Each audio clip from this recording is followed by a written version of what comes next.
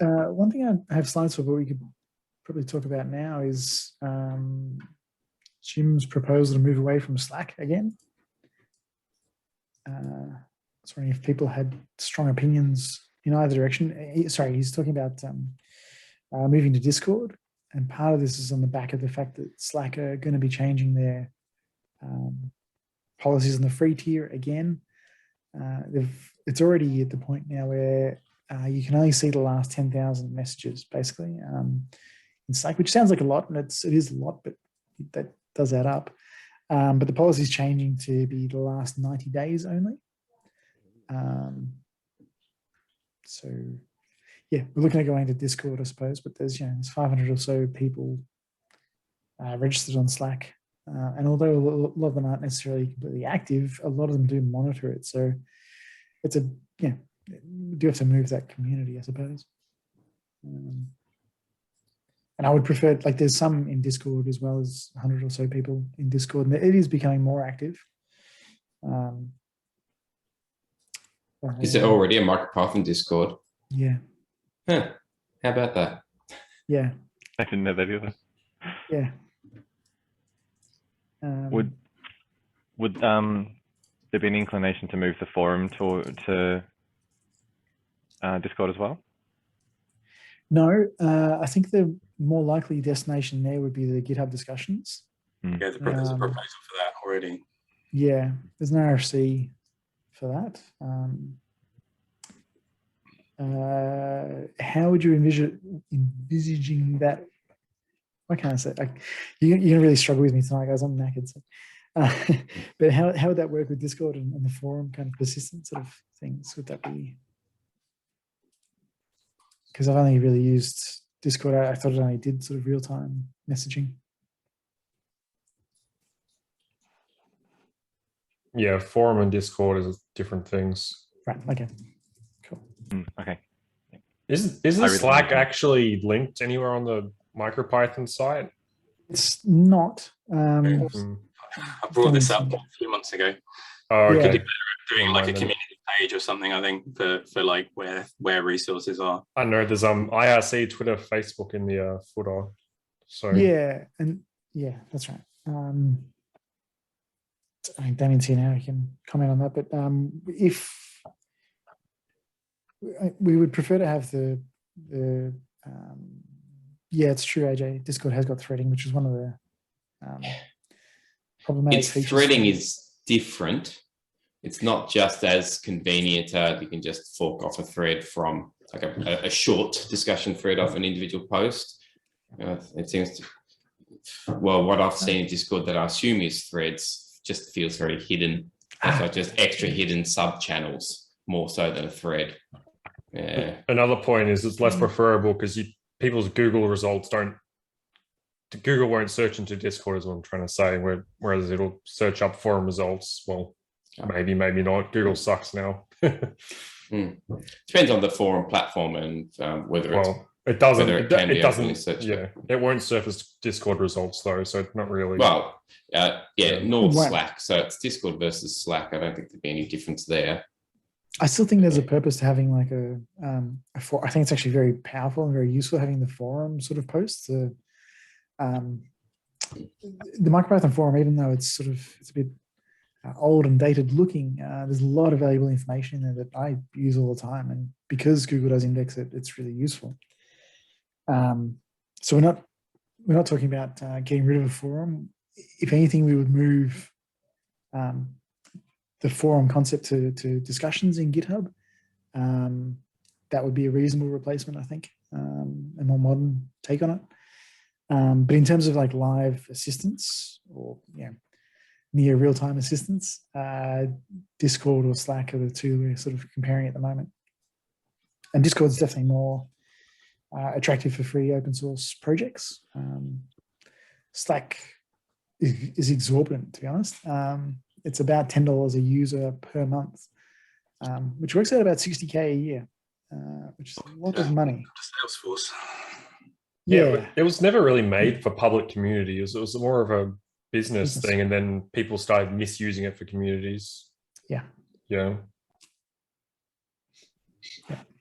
And yeah, Discourse was also discussed as a forum replacement. That was the preferred option a few years ago until GitHub added discussions. Yeah, probably. I guess And I think GitHub discussions are already. yeah, discussions sort of have the mind share now, I suppose, because it means we can, you know, link to issues and pull requests and everything like that. This odd couple raised $1 million a week for muscular dystrophy. Who's going to be my Oh, patron? Pete, we can hear everything. Hey, Peter, thanks.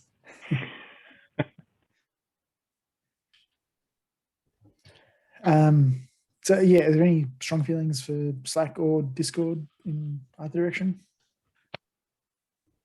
I keep them both open anyway, so I try and keep an eye on them both. But I'm a member of far too many communities on both platforms, so it's difficult to keep track. And I think Discord is great because you know, it's got more options from a free perspective, and also I like the fact that you can see all the channels straight away without, you know, Slack's got the challenge of you need to know that there's more channels you can go discover.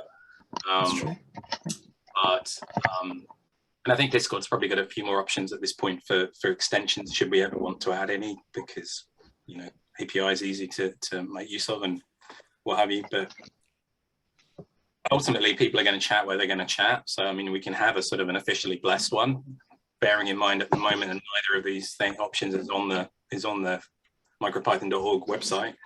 People need to discover them some other way. So having an officially blessed or recommended one is a good option. But I think those of us that want to sort of keep tabs, like Matt, want to keep tabs on what people are talking about everywhere, you're going to be kind of splitting your attention anyway, because people will go talk anywhere. Yeah, and I do try to keep track of the CircuitPython world. They use Discord heavily. It drives me utterly crazy, their Discord, mostly because like conversations happen in the one channel for the most part. And so they don't use threading. Their use of Discord predates threading, although they can use it now. But it means that you get a lot of replies to comments. And what that means in Discord is it adds like a new entry at the bottom of the channel that references a comment earlier in the channel. And so it's really difficult to sort of parse what's going on. And often I'll often scroll back because I'll look at it, not constantly, I'll be looking at it every few days to sort of see what's been going on. And, you know, you sort of read one of these replies and decide that I want to filter that out. But you keep running into it as you go further back. And so your brain just gets mushy just as you're reading and filtering out the threads that are of no interest to you at all. So I find that really troublesome, but that's not something we have to inherit. We could push the threading model from the start. That would be okay with me. Again, I have to look into it more. What I've seen done on Discord channels, I've never seen any like short-lived threads for individual discussions. Yeah, like threads seem to be perpetually living subcategories of things that they're like new categories down the left hand that you expand the category you're in, and there's subcategories there. Yeah. But it is. Don't know that would work for. It's not as effective as Slack's, in my opinion. But there's pros and cons. I think I'm actually I'm dismayed that these are our two front runners, to be honest. Still, but yeah. Does anyone know about? Is it Mattermost? Yeah, Mattermost is another one. The other one that keeps advertising itself as the open source alternative to Slack. Yeah, last time I had a look at it, it was pretty down on features. Yeah, okay. Maybe.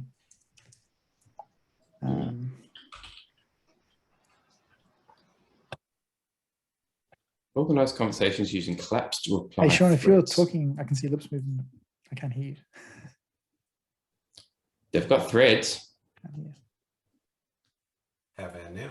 Hey, that's There we better. Hey. There's also, I guess if we're looking at open source things, there's also Matrix. You're going to suggest Matrix, yep. Yeah. But it's got a little bit more of a barrier to entry, I guess, just to get going, you know, to especially if you're kind of like a new new user to MicroPython, yeah, it might be a little bit more challenging. I mean, it's not, they've done a pretty good job with it, but it's a little bit more challenging to get going with than like a, all-in-one kind of central thing like Discord or Slack. And I think one of the things that we've experienced is also using these open source or like these slightly more obscure tools is that people are just more hesitant to pick up another tool, because even though it doesn't feel like you've put a lot of effort into learning Slack or learning Discord, people have, and it is another tool that you have to learn, and people don't want to while they're already trying to learn MicroPython. Yeah, I'm also reluctant to probably not use either Slack or Discord, because these things go away. Like I remember once we were looking at some of these tools a while ago, and Rocket Chat was in the discussion, and a few others that were there, which just no one uses anymore. So, but I don't think people ever really use them, but for no other reason than people didn't use them, sort of thing. Because like we used Rocket Chat at work, and Sean and I forced it on some others, and it worked perfectly fine. We didn't have any issues with it. But then, like, it's just not widespread, and so it never gets widespread. It's one of these things where the big ones can monopolize.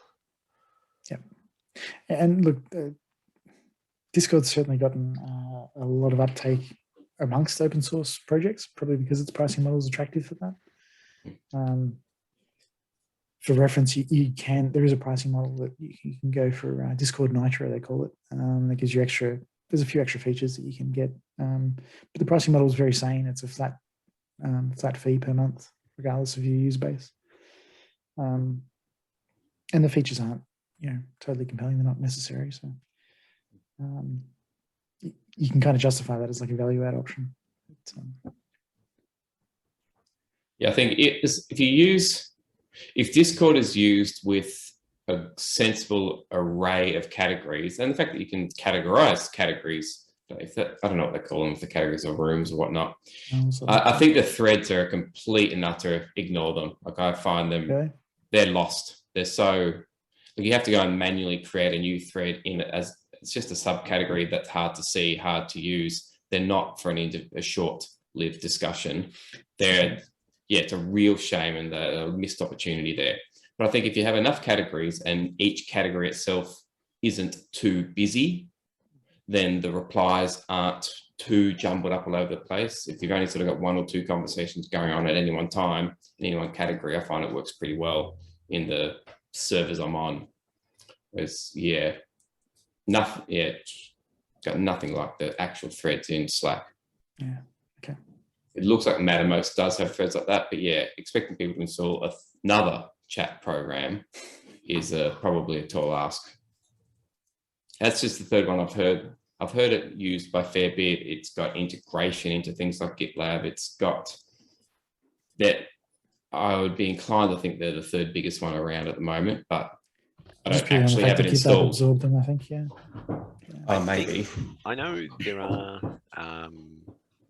like some other open source projects do have chat rooms on like a Matrix hosted thing. So I would think that if you were going to go with something that wasn't Slack or Discord, that probably a Matrix one would be like the third option rather than something like Mattermost, because yeah, like you say, it's another thing to install, at least with Matrix, because of it being a federated thing. It's like, oh well, but now I've got a Matrix account, I can also talk on the the Python one or the Rust one or whatever. But yeah, it does have a much higher barrier to entry. I've never even heard of Matrix. Is it used by anyone? Or? Yeah, there's a few things out there. A lot more sort of hardcore kind of, like Rust has a user group on there, and yeah, the Nixos people also moved completely to Matrix, and the good thing is that it has IRC. I mean, it's a good thing for them. It has IRC gateways for those who still want to use IRC. But the main thing is that it's open source, and you do get to keep the logs. I'm not discontent with Slack, but the main thing with Slack, I think you've discussed it already, is if something happens, you lose your conversations. Yeah. And with Matrix, the main thing that I see is that it's open source. If anything happens, the logs are text files. Sorry for interrupting. I'm a bit contributing, not interrupting. It's fine. Okay, well, I've got Matrix and MetaMask open as well. I mean, Jim's pushing for Discord. Oh, sorry. It's not necessarily an endorsement. It means that I'm happy staying where I think the benefit of staying where you are is very high. So, I mean, it's an endorsement that it's good, but it's not a vote.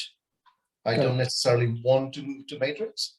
And in fact, if you want to vote against, the fact that most of Nixos moved to Matrix means that I look at it much less than I used to, because I open Matrix only for Nixos and I forget. Okay. Sorry, yeah, Jim's pushing for Discord, and you know, having his contributions. If he's more comfortable in Discord, that also weighs pretty heavily. He's getting more involved in these kinds of responses to the community. So we need to weigh that up as well. So. And I mean, there's also an option for, I haven't tried using one, but there's bridges that you can do with Matrix to all sorts of things, including to Discord. So I assume not on a free, like I imagine they're not just going to let you do that for free, Discord, I mean.